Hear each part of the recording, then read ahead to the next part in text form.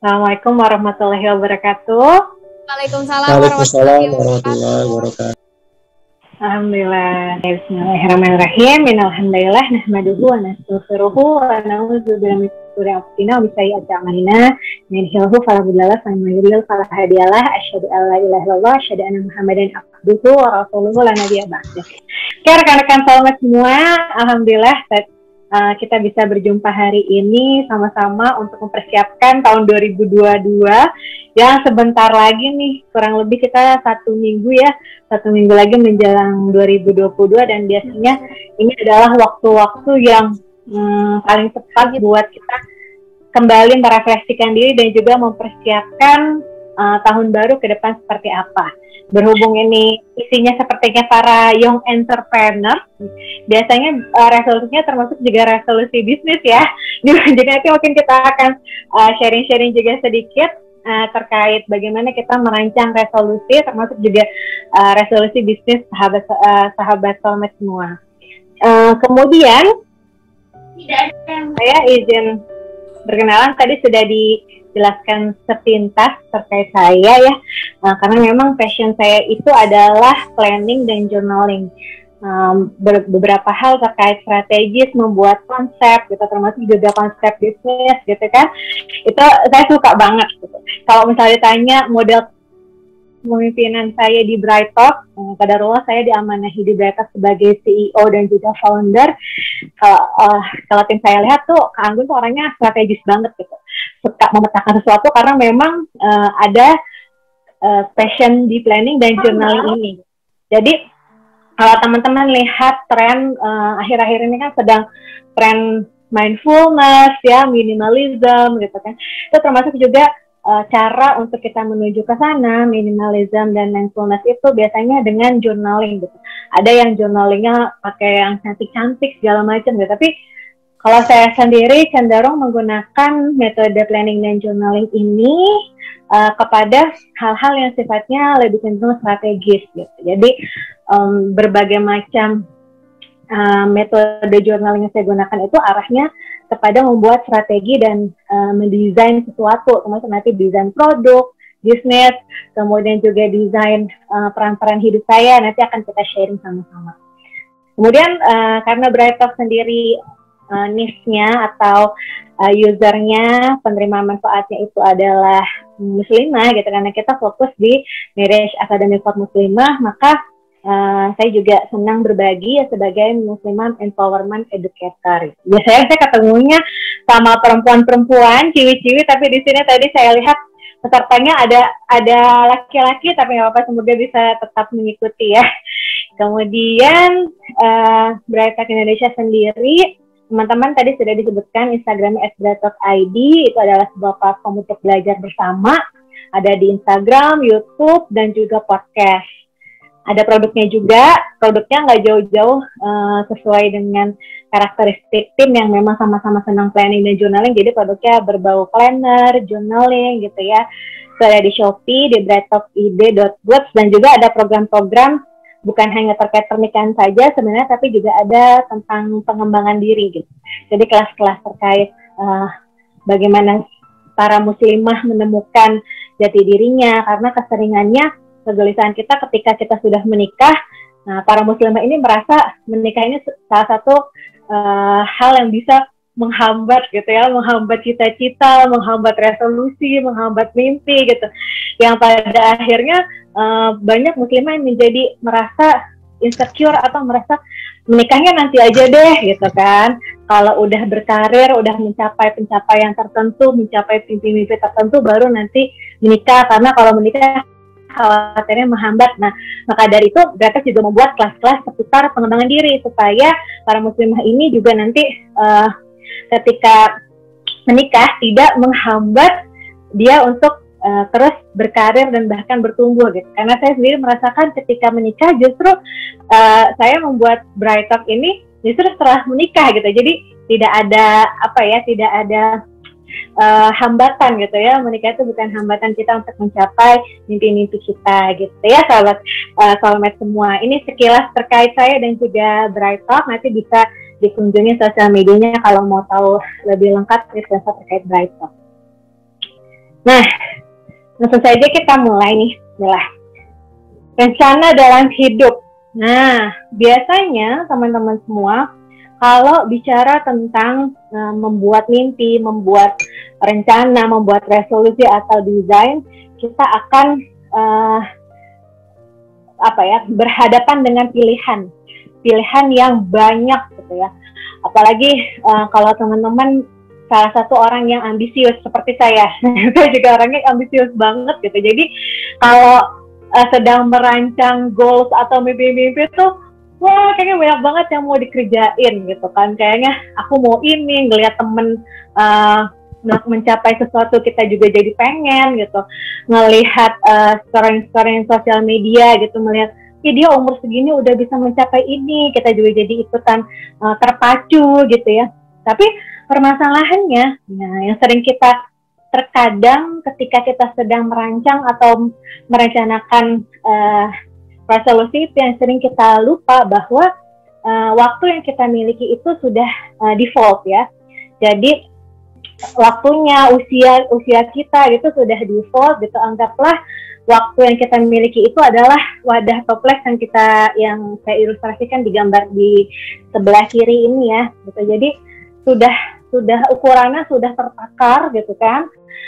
Barangkali masing-masing orang wadah toplesnya berbeda-beda gitu. Ada yang wadah toplesnya misalnya besar karena memang kapasitas dirinya besar gitu, karena memang misalnya sangat produktif gitu, dalam sehari dia bisa kerja sampai, atau misalnya bisa produktif sampai 12 jam gitu ya. Tapi ada juga kita yang kapasitas atau wadah di toplesnya itu nggak sebesar orang lain gitu. Aku kok kayaknya kalau produktif sehari paling maksimal 4 jam aja tuh udah bagus banget ya Kak Anggun gitu. 4 jam aja udah bagus, atau misalnya 3 jam aja udah bagus. Sisanya tuh kayaknya aku susah untuk mencapai mimpi karena ada banyak tuntutan lainnya, ada banyak peran-peran lainnya gitu kan. Mungkin ada teman-teman di sini yang misalnya harus juga membiayai hidupnya sendiri atau membiayai hidup keluarganya, sehingga untuk mencapai mimpi ini waktunya tidak sebanyak orang-orang yang misalnya memang sudah dapat privilege gitu ya. Kan akhir-akhir ini kita juga lagi isunya lagi rame juga ya, para artis-artis yang pantas aja dia sukses, dia punya privilege gitu. Nah bisa jadi hal itu juga kita bisa analogikan sebagai toples ini gitu, wadah yang kita punya gitu, waktu yang kita punya belum tentu sama gitu, meskipun sama-sama dalam setahun sama-sama ada 12 bulan gitu, ada 12 bulan, sama-sama ada 360, kita punya 365 hari, tapi kapasitas untuk mengisi waktunya itu antara satu dan orang lain itu bisa berbeda. Sehingga gitu, ketika kita melihat realitanya seperti itu ya teman-teman soulmate semua, pada akhirnya kita tidak bisa memutuskan untuk memasukkan semua harapan dan juga cita-cita kita atau resolusi kita di satu waktu, di satu wadah gitu. Jadi kita harus memilih gitu ya, harus memilih mana yang benar-benar paling penting dan important, dan itu punya value dalam hidup kita yang kita bisa masukkan ke dalam wadah gitu. Jangan sampai kita salah memilih target, salah memilih harapan atau impian yang pada akhirnya ketika di akhir tahun gitu ya, karena kita tidak merencanakan itu sebelumnya gitu, akhirnya pas kita buka lagi toples kita gitu selama setahun ke belakang gitu, kok isinya cuma barang-barang yang nggak penting ya gitu. Harusnya di dalam toples kita ada barang-barang yang bervalue gitu, ada emas, ada logam mulia gitu, tapi ternyata isinya cuma pasir gitu, cuma hal-hal yang remeh-temeh. Nah, maka dari itu kita sudah mindful nih terhadap wadah yang kita punya gitu ya, kapasitas kita berbeda, waktu produktif kita juga mungkin berbeda, kemudian cita-cita kita yang banyak, harapan kita yang banyak. Nah, kita perlu memilih mana yang perlu dimasukkan ke dalam toples kita. Nah, buat teman-teman soulmate semua ya, jadi kalau kita ibaratkan sebenarnya berbagai macam target kita itu bisa dikategorikan ke dalam 3 hal. Ya, 3 hal yang ada di tangan di ilustrasi ini ya. Anggaplah ini semua value dari masing-masing barang ini dilihat dari ukurannya. Nah, jadi semakin besar ukurannya, maka semakin memiliki value yang tinggi. Sedangkan semakin kecil ukurannya, maka semakin memiliki value yang rendah. Gitu ya. Teman-teman soulmate semua. Nah, kita lihat ya, kita anggaplah dalam hidup kita ini, target-target kita, rencana-rencana kita itu bisa dikategorikan ke dalam 3 benda ini. Pertama, pasir yang kecil-kecil, yang berupa butiran-butiran halus. Kemudian yang kedua dikategorikan sebagai kerikil, ya, kerikil yang agak besar-besar gitu ya. Mau batu-batu besar. Nah, kita ingin memasukkan semua ini ke dalam satu wadah. Ke dalam satu wadah ya. Ke dalam satu wadah dan pengennya muat semua. Pengennya masuk semua. Kita anggap yang paling kecil, pasir ini adalah hal yang paling target-target yang sebenarnya paling remeh gitu ya. Paling remeh, paling nggak value-nya juga nggak terlalu besar dalam diri kita. Nilainya nggak terlalu besar dalam diri kita. Sedangkan yang kerikil yang sedang-sedang aja gitu, yang batu-batu besar ini adalah value yang sangat besar. Nah, bagaimana kita memasukkan semua kategori ini supaya muat dalam satu wadah? Ada yang pernah tahu? Boleh open mic supaya muat. Bagaimana cara masukkan, yang mana dulu yang harus dimasukkan? Ada yang pernah tahu ilustrasi ini? Boleh open mic dulu biar saya nggak ngomong terus. Boleh silakan. Yang mana dulu yang jawab masukkan? Itu Kak. Namanya siapa? Saya Rahma Fadilah. Rahma ya. Ya, jadi dimasukin batu-batu gede dulu, terus kerikil yang pasir gitu Kak. Ya. Kenapa tuh? Kenapa harus seperti itu urutannya?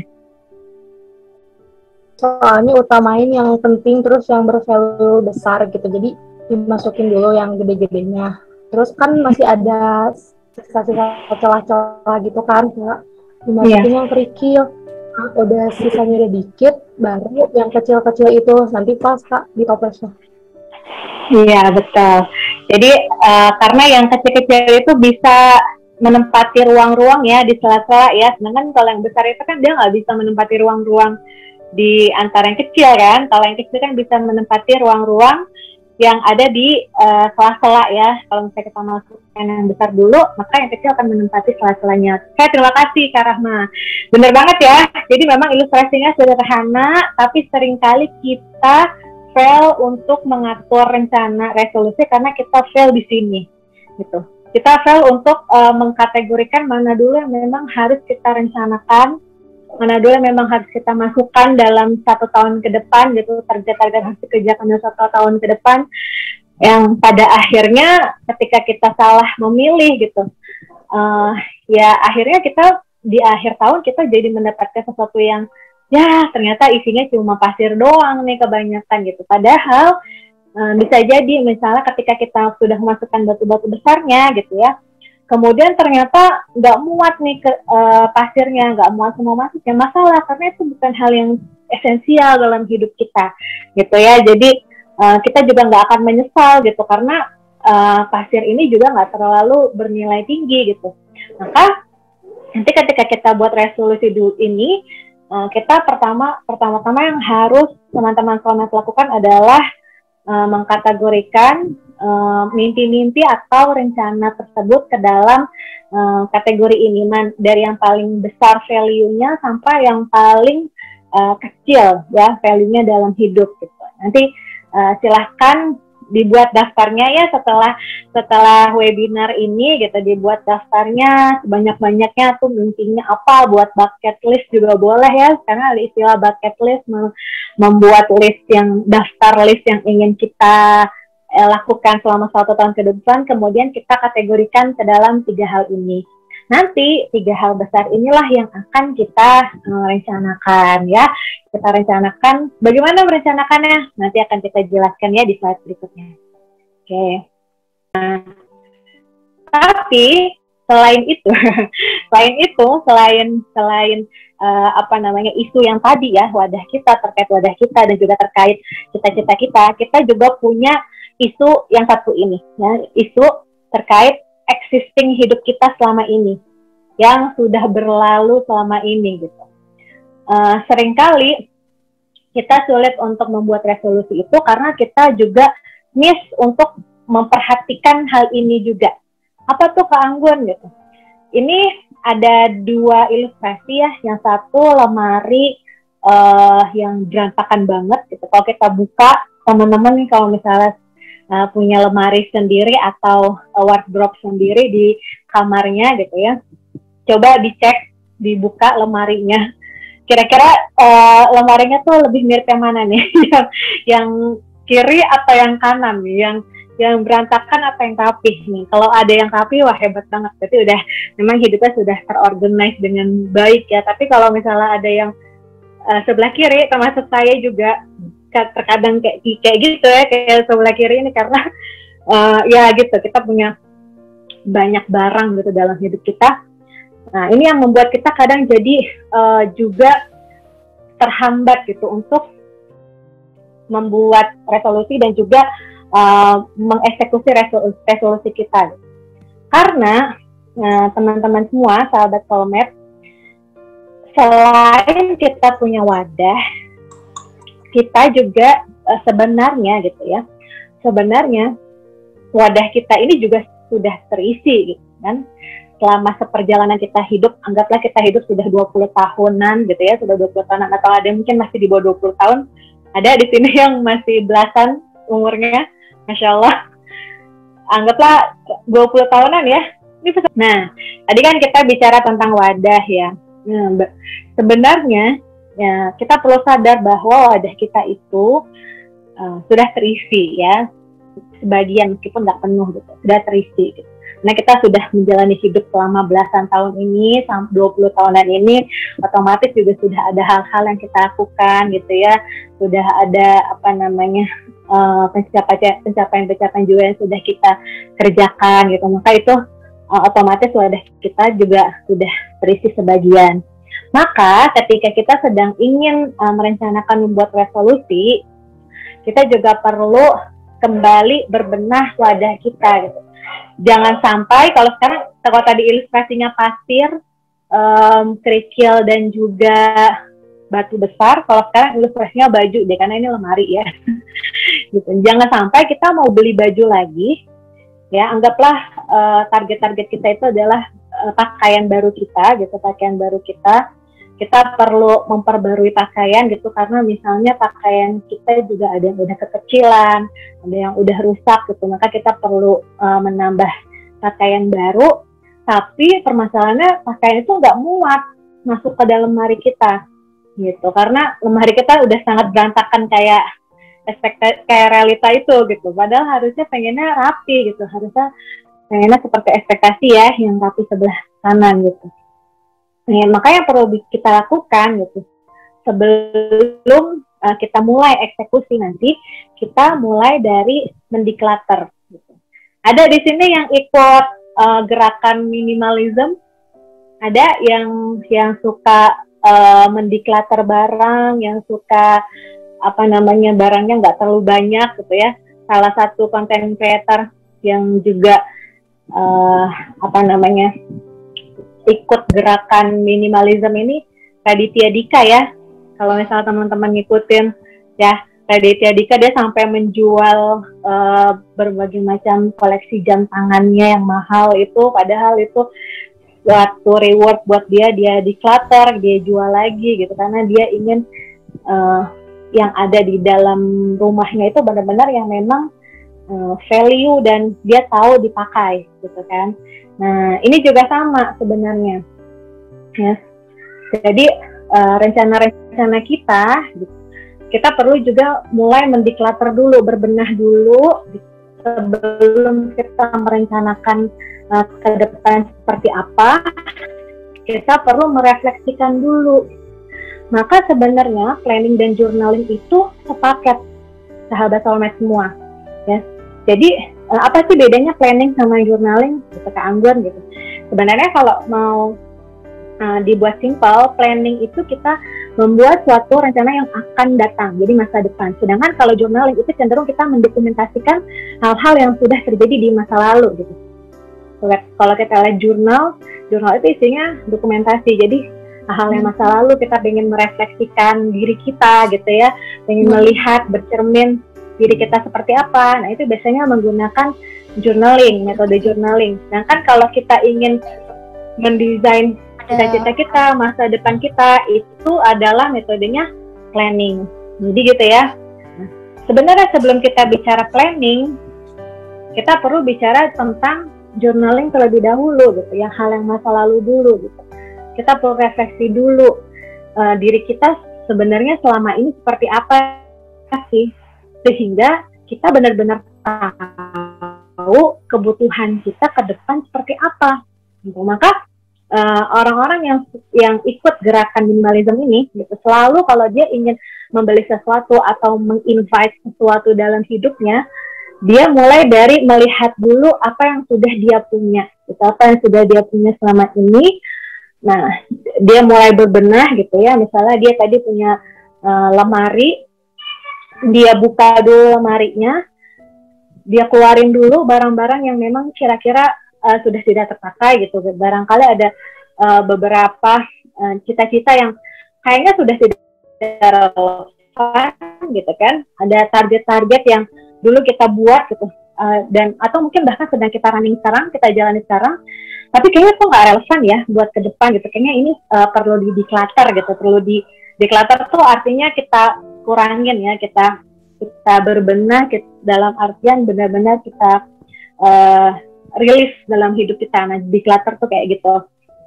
Perlu declutter dulu, refleksi dulu, declutter, baru nanti bisa memasukkan sesuatu yang baru. Nah ya, jadi teman-teman semua nanti ketika membuat resolusi ini juga perlu dipikirkan gitu, perlu dibaca. Jadi kita seperti apa, selama ini seperti apa gitu. Seperti saya sendiri misalnya, ada target-target Bright Talk yang misalnya saya senang membuat rencana 5 tahunan ya. Rencana 5 tahunan dari dibuat itu misalnya di tahun 2016. Kemudian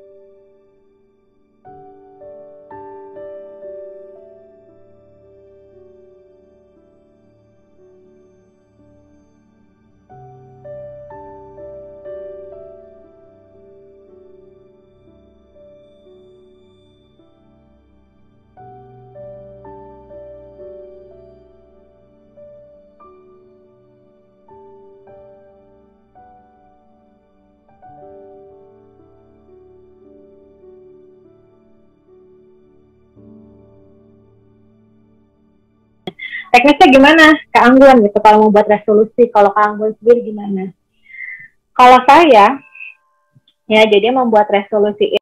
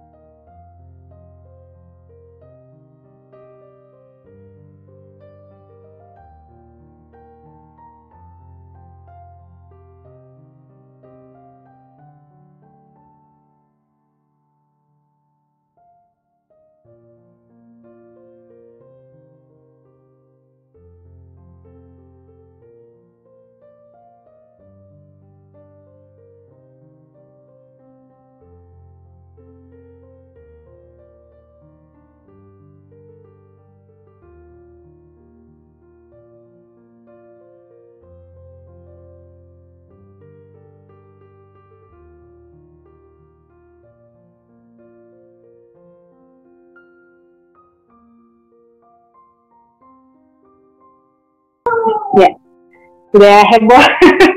Sudah mulai heboh di luar karena memang anak saya tuh jam tidurnya jam 11 gitu. Jadi kalau siang tuh pasti heboh.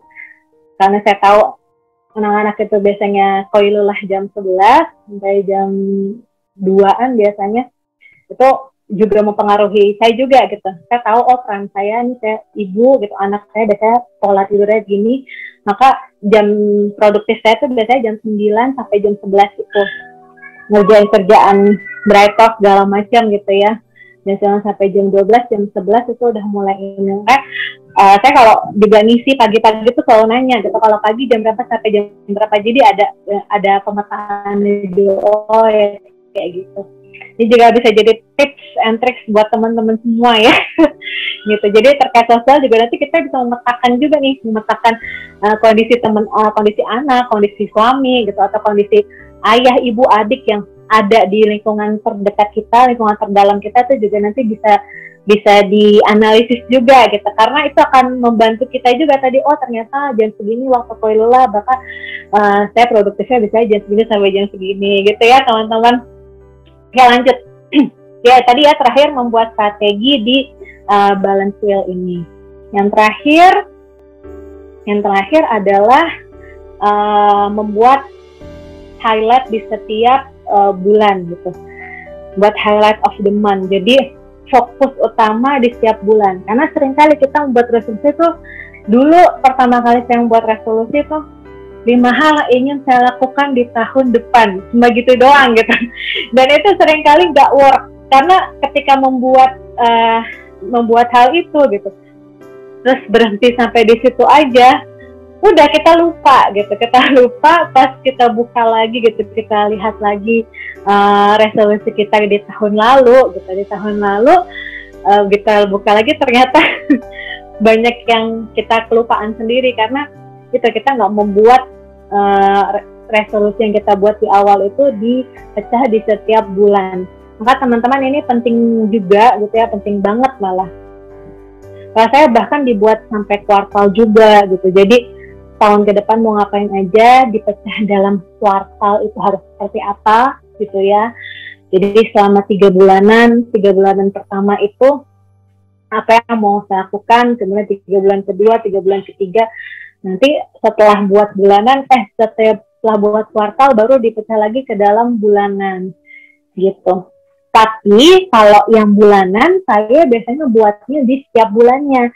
Jadi kalau yang dibuat dalam 1 tahun itu hanya tema tahunan gitu ya, target dalam 1 tahun dan target dalam kuartalnya gitu. Jadi nah kita kan tahu ya ada istilah chunking your target. Jadi dicacah gitu, chunking target itu dicacah, target besar itu ke dalam target-target kecil supaya mempermudah kita untuk mengeksekusi target-target tersebut gitu. Ibaratnya kalau diilustrasiin, kita nggak mungkin nelen satu sapi utuh gitu dalam satu waktu gitu. Kita bisa menghabiskan satu sapi itu kalau kita cacah dulu bagian-bagiannya gitu. Kita makan dulu bagian ribsnya, bagian tenderloin gitu kan, baru enak, baru bisa dinikmati. Kalau misalnya langsung ditelan bulat semuanya utuh kan susah. Nah itu ilustrasi sederhananya. Maka kalau punya target tahunan itu memang perlu dibagi per kuartal tadi. Nah itu juga saya lakukan di Bright Talk. Oke, Bright Talk kuartal 1 gitu, itu apa targetnya? Oke, kelas membuat kelas Akademi Permata, pendidikan rumah tangga surga gitu.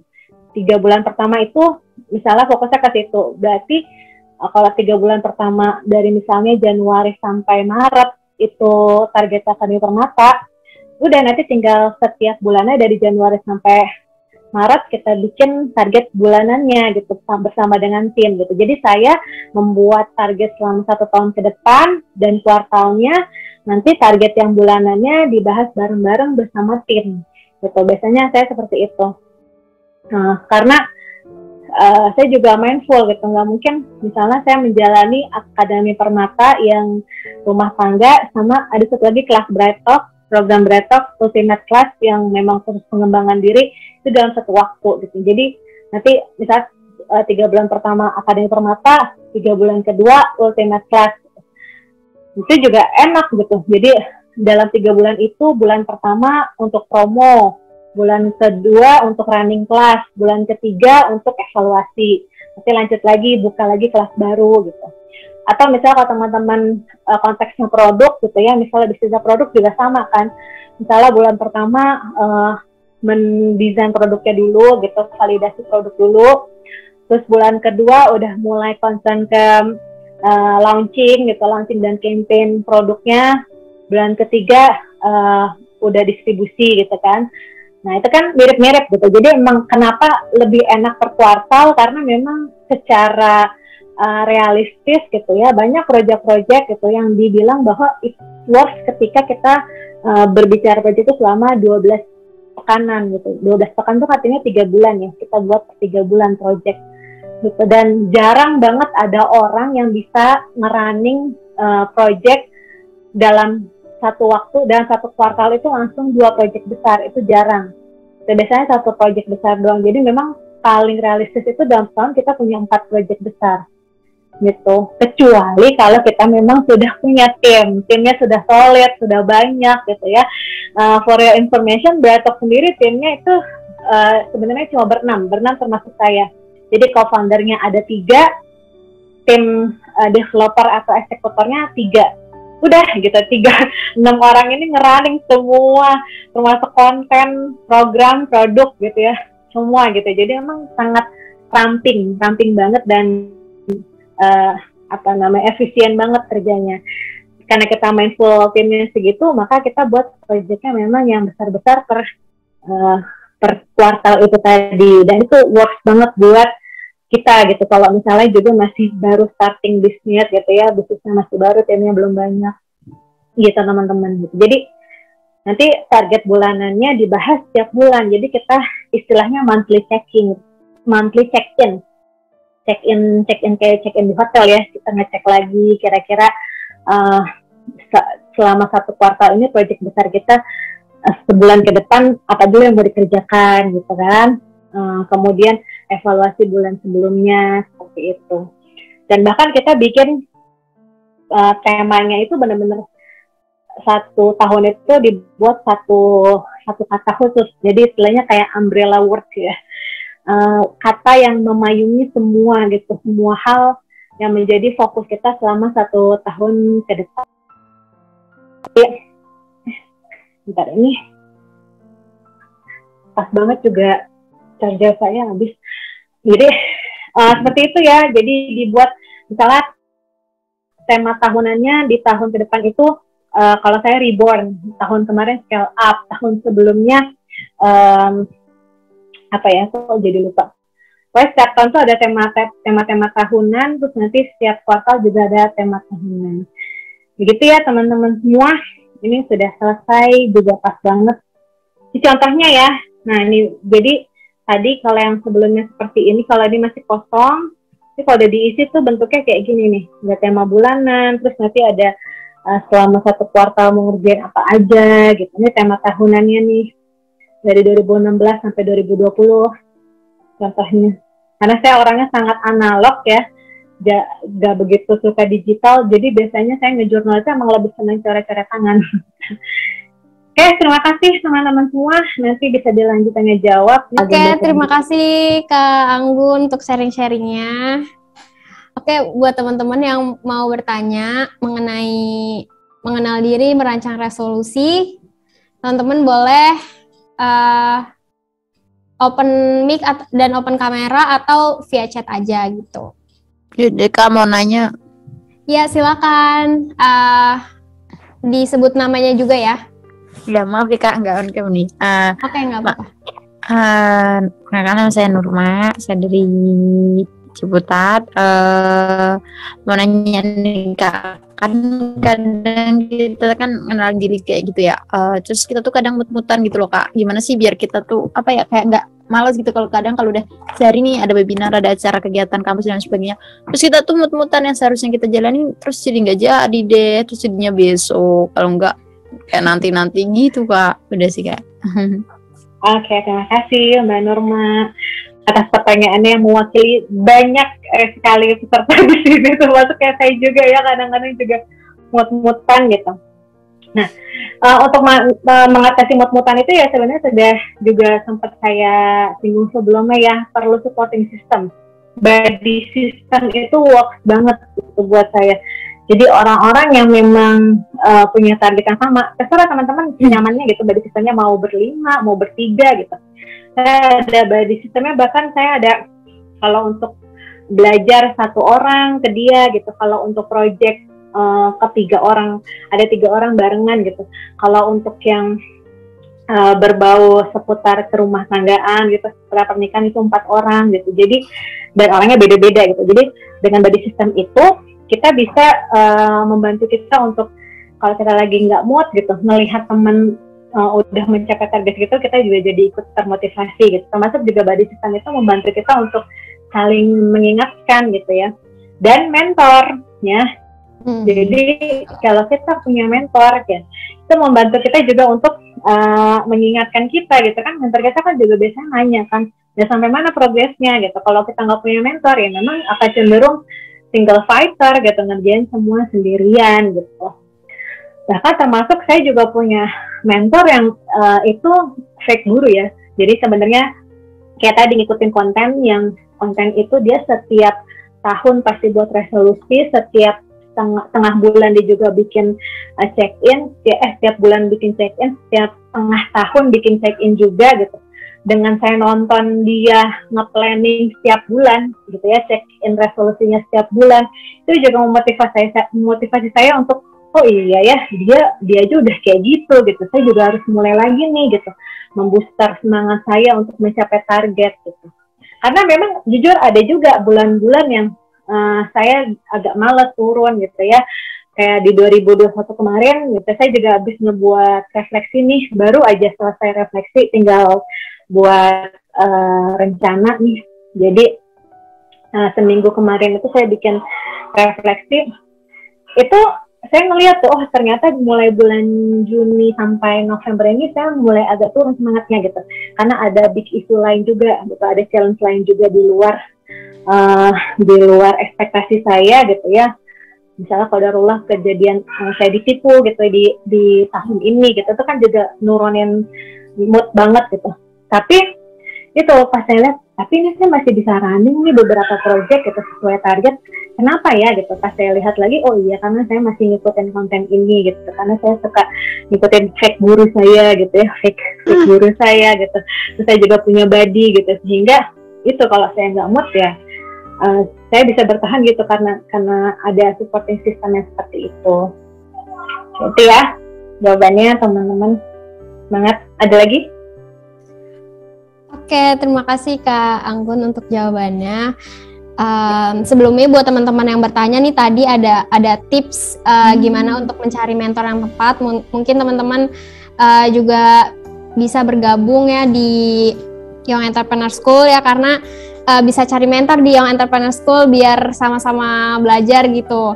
Teman-teman kalau belum tahu, Young Entrepreneur School ini adalah sekolah bisnis anak muda. Jadi buat teman-teman yang mau cari komunitas supaya teman-teman bisa belajar bisnis, teman-teman juga bisa gabung di Young Entrepreneur School gitu ya.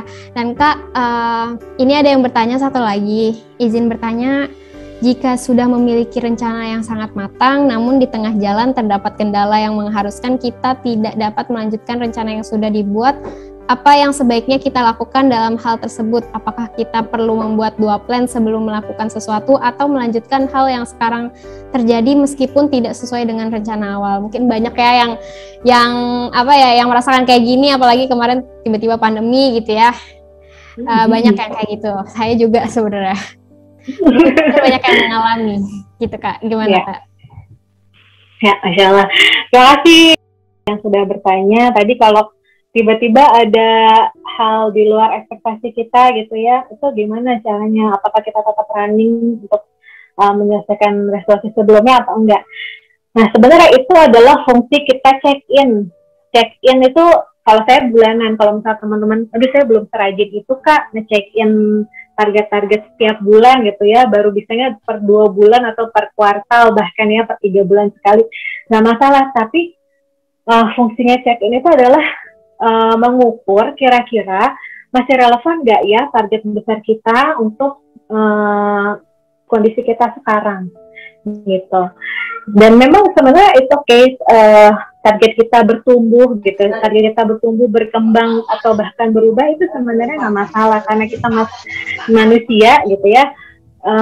Kita juga bertumbuh gitu. Manusia itu nggak kayak robot yang kalau kita ngedesain sistem selama 1 tahun terus tinggal play otomatis harus sesuai gitu, nggak kayak gitu ya. Jadi manusia itu memang karena manusia bertumbuh, maka target-target kita, cita-cita kita, resolusi kita itu juga bisa growing, bisa bertambah bertumbuh juga, dan it's okay gitu.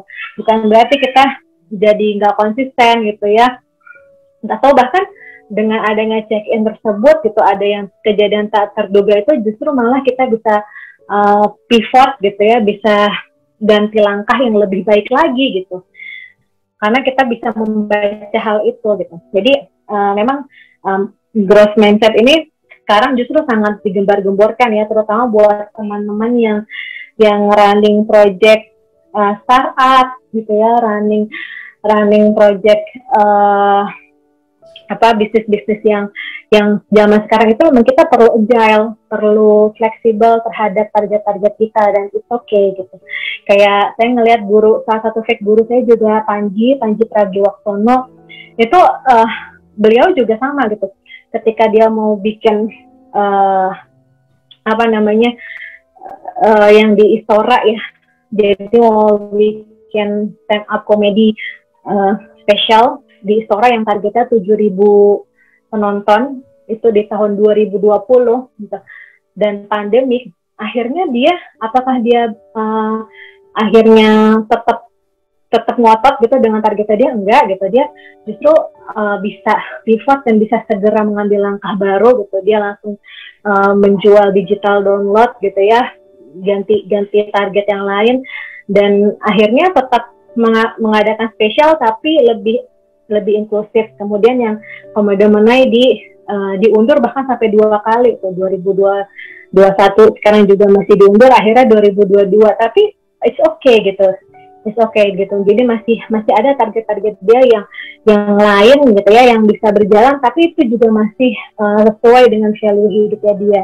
Gitu. Nah itu saya belajar banyak juga gitu ya. Ternyata memang diri kita itu growing, target-target kita juga bisa growing. Ya. Ada yang raise hand, salah satu aja ya, habis ini kita tutup karena waktunya ya. Siapa dulu? Oke, siap. Siapa ya namanya itu? Bacain dong.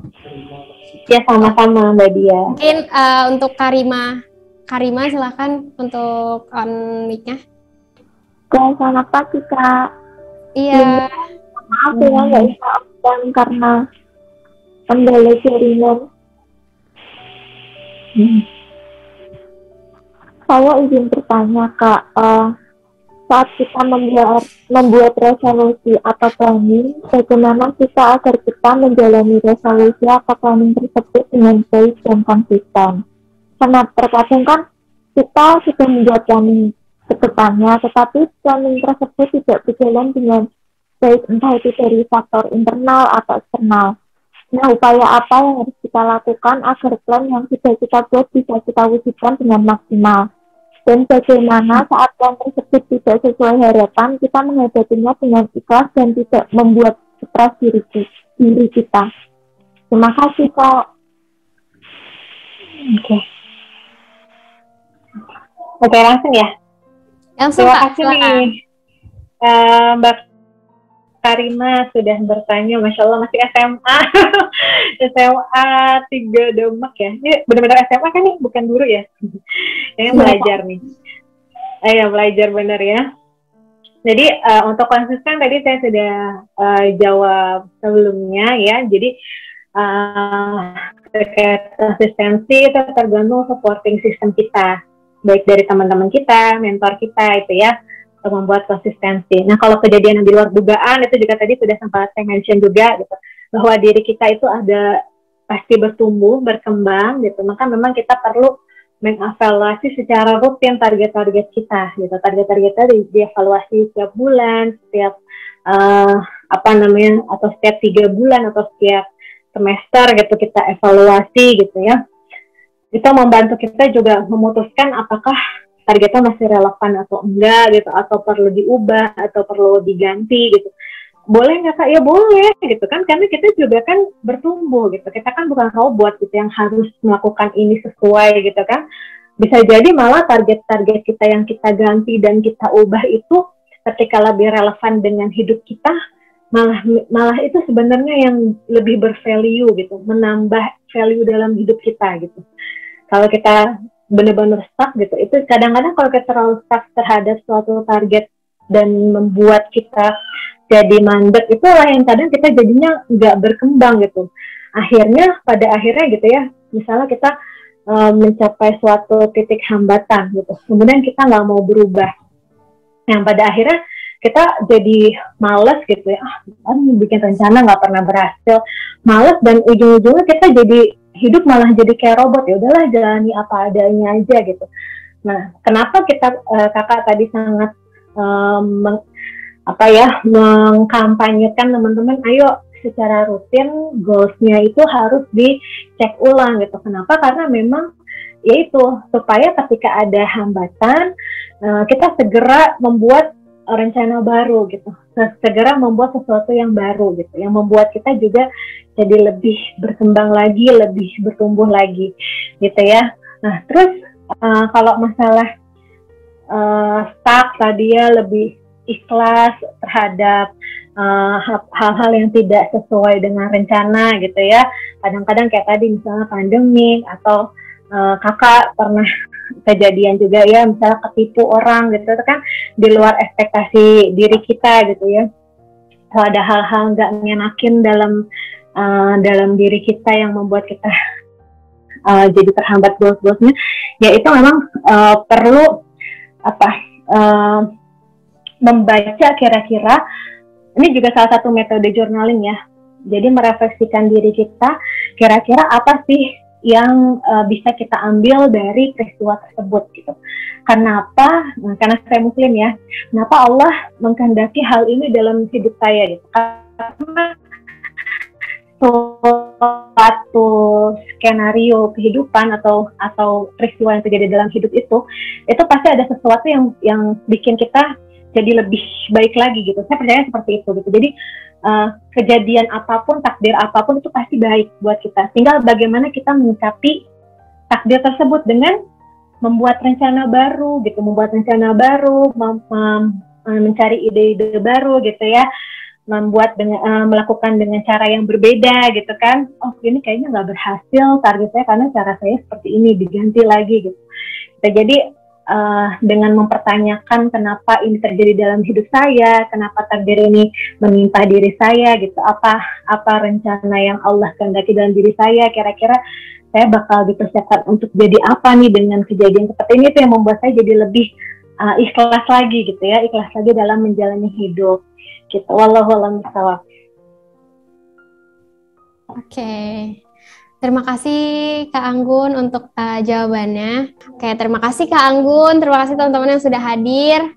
Assalamualaikum warahmatullahi wabarakatuh. Waalaikumsalam warahmatullahi wabarakatuh. Izin pamit ya teman-teman. Ya, sehat-sehat Kak Anggun. Amin ya Allah.